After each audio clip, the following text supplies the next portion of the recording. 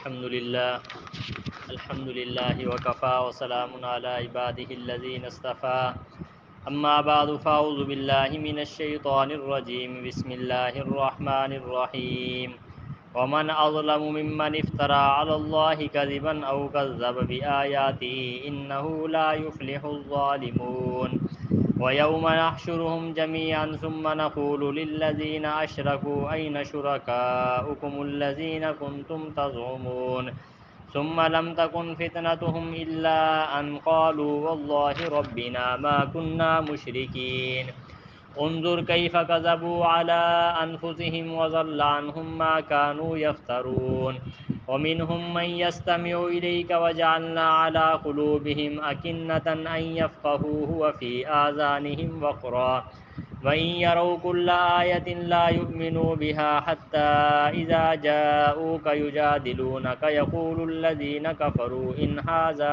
إلا أساطير الأولين وهم ينهون عنه وينأون عنه وإن يهلكون إلا أنفسهم وما يشعرون صدق اللہ العظیم۔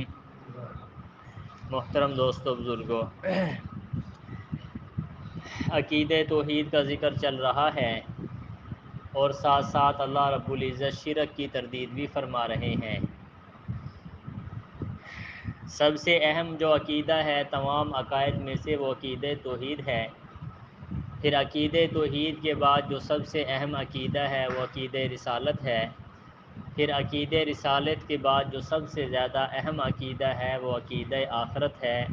یہ تین بنیادی عقائد ہیں، ان کو ام العقائد کہا جاتا ہے۔ باقی جتنے بھی عقائد ہیں ان سب کا دار و مدار ان تین عقائد پر ہے۔ فرشتوں پر ایمان لے کر آنا، کتابوں پر ایمان لے کر آنا، اللہ رب العزت کے رسولوں پر ایمان لے کر آنا، اچھی بری تقدیر پر ایمان لے کر آنا، یہ جتنے بھی عقائد ہیں یہ ان تین عقائد کے ساتھ منسلک ہیں۔ جب آدمی ان تین عقائد کو مان لیتا ہے پھر اس کے ساتھ ساتھ فرشتوں پر ایمان لانا بھی ضروری ہو جاتا ہے، پھر اس کے ساتھ ساتھ کتابوں پر ایمان لانا بھی ضروری ہو جاتا ہے، کیونکہ جب نبی رسولوں پر ایمان لے کر آ گئے تو فرشتوں پر ایمان لانا بھی ضروری ہو گیا، کیونکہ فرشتے جو ہیں یہ اللہ کا پیغام رسولوں تک پہنچاتے ہیں۔ پھر جب رسولوں پر ایمان لے کر آ گئے اس کے ساتھ ساتھ کیا ہے کتابوں پر ایمان لانا بھی ضروری ہو گیا، کیونکہ انبیاء پر اللہ رب العزت صحائف اور کتابوں کو نازل فرماتے ہیں۔ بہرحال ان تین عقائد کو جو ہے ام العقائد کہا جاتا ہے۔ عقیدہ توحید جو ہے اس کے بالمقابل جو چیز ہے وہ شرک ہے۔ پہلے بہت مرتبہ آپ حضرات کی خدمت میں ذکر کیا جا چکا ہے کہ مشرک آدمی جو ہے وہ بزدل ہوا کرتا ہے، موحد آدمی دلیر ہوا کرتا ہے، کیونکہ جو موحد ہوا کرتا ہے اس نے ایک کے سامنے جھکنا ہے، ایک کی عبادت کرنی ہے، ایک سے اپنی حاجات کو مانگنا ہے، حاجات پوری کرنی ہے، اور اس ذات کے سامنے جھکنا ہے جس کے ہاتھ میں پوری کائنات کا نظام ہے، قادر مطلق بھی ہے، جو چاہے کر سکتا ہے، کوئی اس کو پوچھنے والا نہیں ہے، رحیم بھی ہے، قہار بھی ہے، یا ساری صفات کس کی ہیں؟ بھئی اللہ تعالیٰ کی ہیں۔ تو موحد صرف اس ذات کے سامنے جھکتا ہے جو کسی کا محتاج نہیں ہے۔ مشرک جو ہے یہ ان لوگوں کے سامنے بھی جھک جاتا ہے، ان چیزوں کے سامنے بھی جھک جاتا ہے جو خود کسی کے محتاج ہیں، تو اس لیے مشرک جو ہے اس کا ایمان بھی کمزور ہوتا ہے، مشرک جو ہے وہ بالکل بزدل ہوا کرتا ہے، موحد جو ہے وہ مضبوط ہوا کرتا ہے۔ اسی طریقے سے یہ بھی آپ حضرات کی خدمت میں ذکر کر دی تھی کہ عقیدہ توحید کے اندر عزت ہے اور شرک کے اندر ذلت ہی ذلت ہے، کیونکہ ایک کے سامنے جھکنا عزت ہے، سب کے سامنے جھکنا جو ہے یہ کیا ہے بھئی ذلت ہے۔ اس لیے ہمیں عقیدہ توحید کو اپنے اوپر مضبوط کر لینا چاہیے۔ ہمارے عقائد، نظریات، ہماری سوچ، ہمارے دل و دماغ، اس ساری کے ساری کا محور کون ہونا چاہیے؟ صرف اللہ کی ذات ہونی چاہیے۔ اس وجہ سے انسان جو ہے بالکل مضبوط ہو جاتا ہے اور طاقتور بن جاتا ہے اور عزت والا بن جاتا ہے۔ آج کی پہلی آیت مبارکہ کے اندر اللہ تعالیٰ نے شرک کی تردید فرمائی ہے۔ دوستو بات سمجھے، دنیا کے اندر ظالم بہت زیادہ ہیں، ظلم کا بدلہ دنیا میں بھی ملتا ہے اور آخرت میں بھی ملتا ہے۔ سرور کائنات صلی اللہ علیہ وسلم نے فرمایا الظلم ظلمات یوم القیامہ، کہ ظلم جو ہے یہ قیامت والے دن اندھیرا ہوگا۔ بات سمجھ آ رہی ہے؟ کسی کو گالی دینا ظلم ہے، کسی کو بے گناہ مارنا پیٹنا ظلم ہے، کسی کی عزت کو اچھالنا یہ ظلم ہے، دنیا کے اندر جو گناہ ہے وہ ظلم ہے، لیکن فرمایا سب سے بڑا ظلم جو ہے وہ شرک ہے، شرک سے بڑھ کر کوئی ظلم نہیں ہے، سب سے بڑا ظلم کیا ہے بھائی؟ وہ شرک ہے۔ یہ ایسا ظلم ہے اس کی کبھی بھی بخشش اور معافی نہیں ہے۔ ایک صورت ہے اس کی معافی کی کہ دنیا کے اندر، زندگی کے اندر مرنے سے پہلے توبہ کرے اور ایمان لے کر آ جائے، پھر تو کیا ہے اس کی بخشش ہے، وگرنہ بخشش نہیں ہے۔ قرآن مجید میں فرمایا ان اللہ لا یغفر ان یشرک بہ ویغفر ما دون ذلک لمن یشاء، اللہ فرماتے ہیں کہ مشرک کی بخشش نہیں ہوگی، اس کے علاوہ جس کو چاہیں گے اللہ تعالیٰ بخش دیں گے۔ یہاں پہ ایک سوال ہمارے ذہنوں میں ہونا چاہیے کہ آخر مشرک شرک جو ہے یہ اتنا بڑا جرم کیوں ہے کہ اس کی سزا ہی جو ہے ہمیشہ کے لیے ہے، اس کی بخشش نہیں ہے؟ آخر کار یہ اتنا بڑا جرم یا اس کی سزا اتنی زیادہ کیوں ہے اور گناہوں کی سزا کم کیوں ہے؟ ہمارے استاد محترم رحمۃ اللہ علیہ نے اس کا جواب ارشاد فرمایا کہ شرک جو ہے اس کی مثال بغاوت کی ہے، اور باغی آدمی کی معافی نہیں ہوتی۔ مثلا ہمارے ملک پاکستان میں کوئی آدمی رہنے والا ہو اور ہمارے ملک کے قانون کے ساتھ وہ بغاوت کرے تو اس کی ایک ہی صورت ہے کہ وہ معافی مانگے زندگی کے اندر یا سزا بھگتے، اس کے علاوہ کوئی معافی نہیں ہے۔ فرمایا کہ شرک کی مثال جو ہے یہ بغاوت کی ہے، مشرک اللہ تعالیٰ سے بغاوت کرتا ہے، اللہ کی ذات میں بھی شریک ٹھہراتا ہے، صفات میں بھی شریک ٹھہراتا ہے، عبادت بھی غیروں کی کرتا ہے۔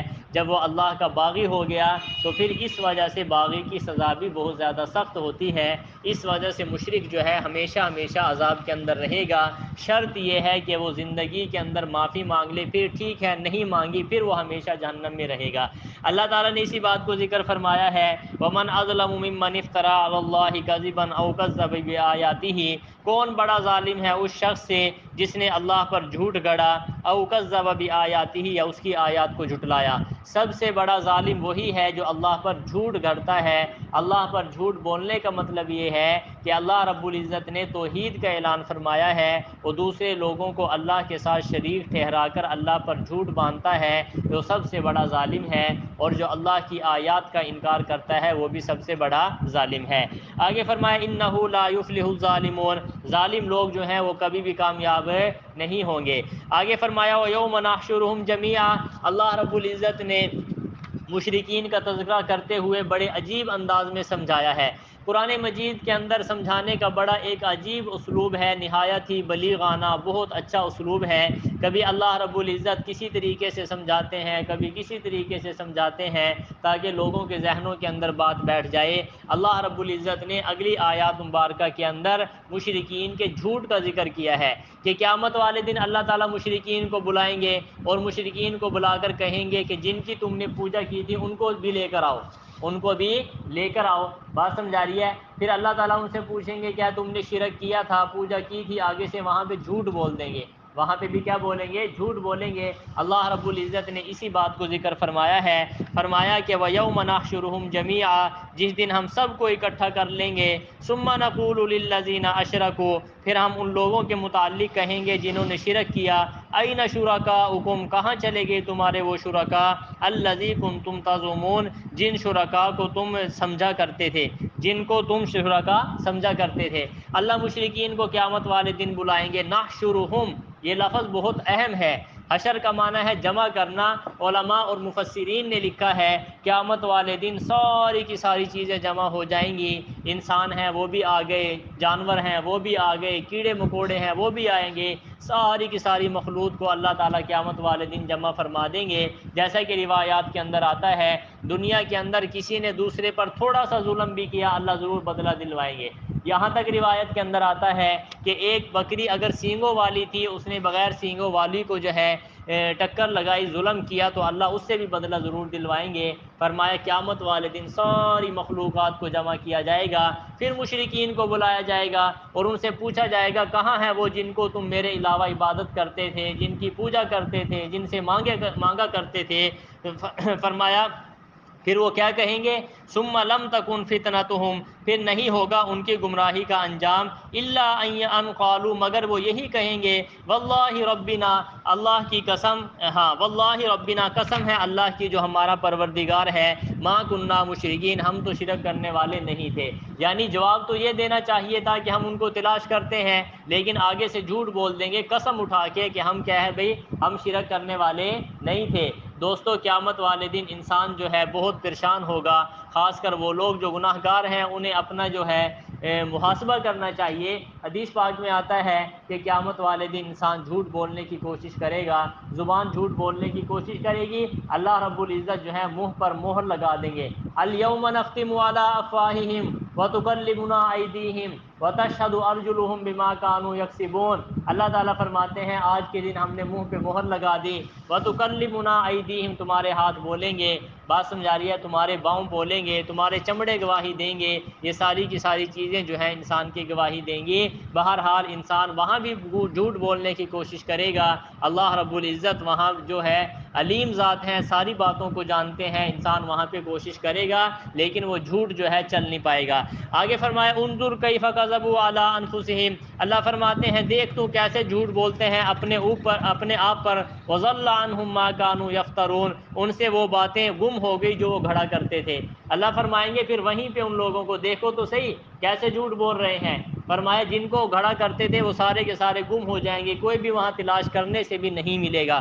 آگے فرمایا ہے فرمایا ومنہم من یستمع الیک، آگے اللہ رب العزت نے قرآن مجید کا ذکر فرمایا ہے، مشرکین مکہ آخر کار عربی جاننے والے تھے، قرآن مجید ان کو بہت اچھا لگا کرتا تھا، لیکن وہ ضد کی وجہ سے ایمان لے کر نہیں آیا کرتے تھے۔ جب سرور کائنات صلی اللہ علیہ وسلم قرآن مجید پڑھا کرتے تو یہ چھپ چھپا کر سنا کرتے، کان لگا لگا کر سنا کرتے کہ دیکھتے ہیں کن آیات کو پڑھتے ہیں، اسی چیز کو ذکر فرمایا ہے، وَمِنْهُمْ مَن يَسْتَمِعُ إِلَيْكَ، ان میں سے بعض وہ ہیں جو آپ کی طرف کان لگاتے ہیں، وَجَعَلْنَا عَلَىٰ قُلُوبِهِمْ أَكِنَّةً، اور ہم نے ان کے دلوں پر پردے ڈال دیے، أَن يَفْقَهُوهُ، کہ وہ اس قرآن کو سمجھیں، وَفِي آذَانِهِمْ وَقْرًا، اور ان کے کانوں کے اندر بھی بوجھ ہے، ان کے کانوں کے اندر بھی کیا ہے بھائی؟ بوجھ ہے، یعنی یہ قرآن سنتے ہیں ایمان لے کر نہیں آتے، کیوں لے کر نہیں آتے؟ کیونکہ یہ دل کے کانوں سے نہیں سنتے، صرف کیا ہے قرآن مجید سننے کے لیے آتے ہیں، دل کے کانوں سے نہیں سنتے، اس وجہ سے فرمایا کہ ان کے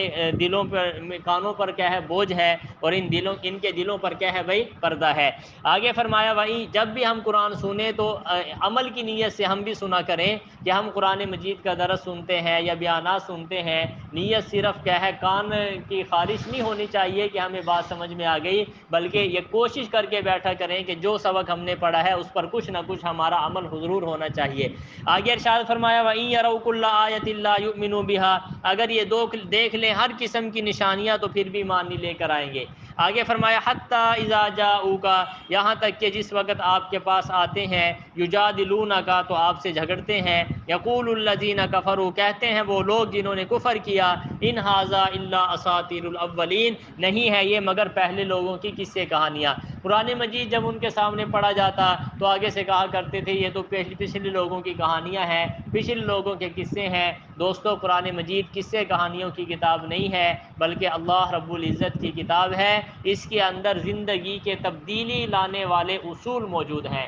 جس نے اس قرآن مجید کو اللہ کا کلام سمجھ کے پڑھا اور عمل کی نیت سے پڑھا، یقیناً اس قرآن مجید نے اس انسان کی نیت زندگی کے اندر انقلاب برپا کر دیا، اور جن لوگوں نے اس کو کیا ہے صرف قصے کہانیوں تک محدود رکھا، وہ لوگ جو ہے اس سے نفع نہیں اٹھا سکے۔ دوستو معذرت کے ساتھ کہتا ہوں، آج ہم مسلمانوں نے بھی اس کو صرف یہاں تک سمجھ لیا کہ صرف کوئی مر جائے تو صرف اس کی تلاوت کرنی ہے، گھروں میں اس کو کیا ہے اوپر رکھ دینا ہے، اس کو صرف چوم لینا ہے، لیکن عمل کی نیت سے ہم نے اس کو نہ پڑھا ہے نہ سنا ہے۔ کاش یہ تڑپ ہمارے دلوں میں پیدا ہو جائے کہ یہ اللہ کی کتاب ہے، سب سے افضل ذات اللہ کے نزدیک سرور کائنات صلی اللہ علیہ وسلم کی ہے، پیارے نبی کے دل مبارک پہ نازل ہوا، سب فرشتوں کے سردار اس کو لے کر آئے، ہمارے نبی کے صحابہ نے اس کو ہم تک پہنچایا، تو ہمیں اس پر عمل کی نیت سے پڑھنا چاہیے۔ آگے ارشاد فرمایا اللہ رب العزت نے وَهُمْ يَنْهَوْنَ عَنْهُ وَيَنْأَوْنَ عَنْهُ، یہ لوگ قرآن سے روکتے ہیں اور اس سے دور ہٹتے چلے جاتے ہیں، خود بھی لوگوں کو روکتے بھی ہیں اور آپ بھی کیا ہو جاتے ہیں؟ دور ہو جاتے ہیں۔ وَإِن يُهْلِكُونَ إِلَّا أَنفُسَهُمْ، نہیں ہلاکت میں ڈالتے مگر یہ اپنے آپ کو۔ قرآن مجید سے دور ہونا کوئی قرآن کا نقصان نہیں ہے، اللہ تعالیٰ کا نقصان نہیں ہے، بلکہ انسان کا خود اپنا نقصان ہے۔ ایک روایت کے اندر آتا ہے سرور کائنات صلی اللہ علیہ وسلم نے فرمایا پوری کائنات اللہ رب العزت کے مخالف ہو جائے تو اللہ کے شان میں کمی نہیں آ سکتی، سارے کے سارے اللہ کی عبادت میں پڑ جائیں تو اللہ رب العزت کی شان میں اضافہ نہیں ہو سکتا۔